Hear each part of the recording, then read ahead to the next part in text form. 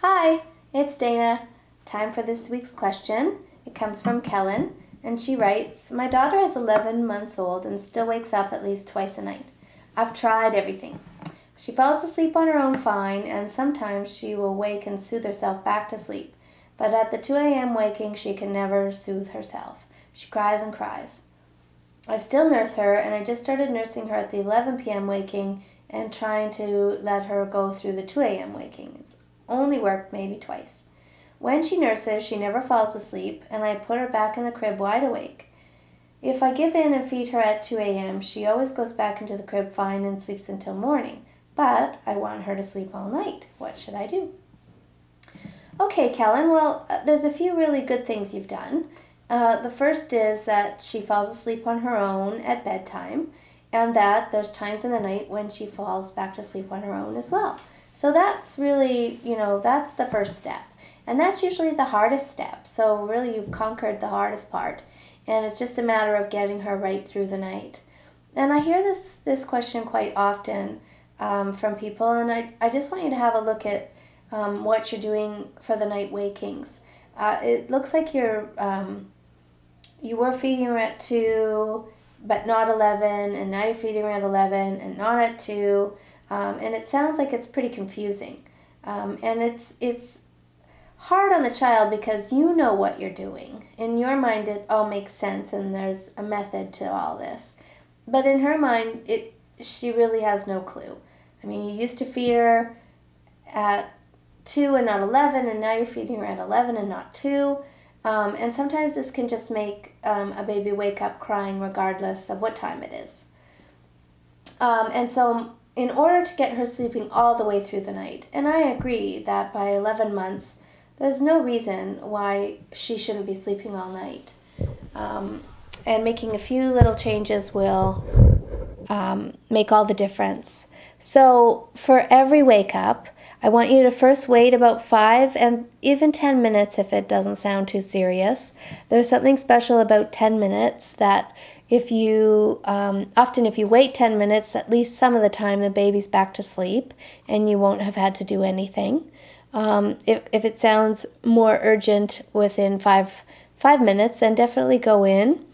Remind her it's still nighty-night. Lay her down, give her back her teddy, tuck her back in. And if you want, you can pull up a chair and just sit right by the crib.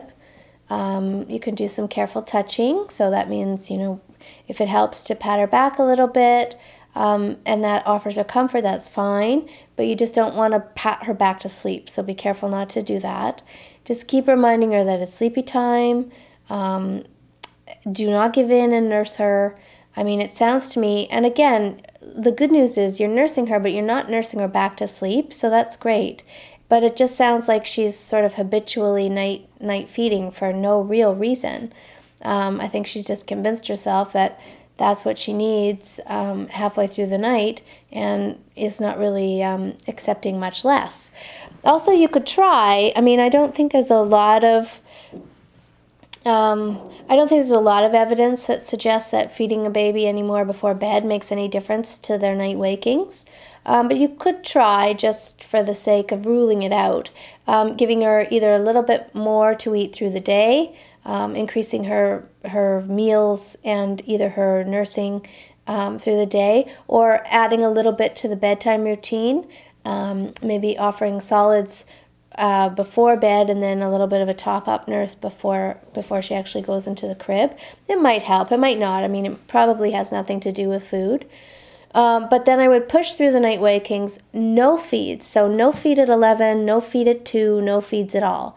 And that'll really clear things up for her. And it'll be a rough couple of nights because she's used to getting a feeding.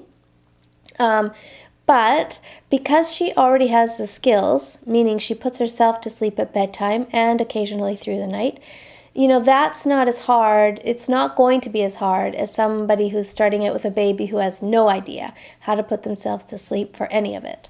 Then it's a tougher struggle. But so this will be a rough couple of nights for sure, but I wouldn't suspect it'll be much more than that. And you're just going to have to dig deep and get through those couple of nights and get her off these night feeds.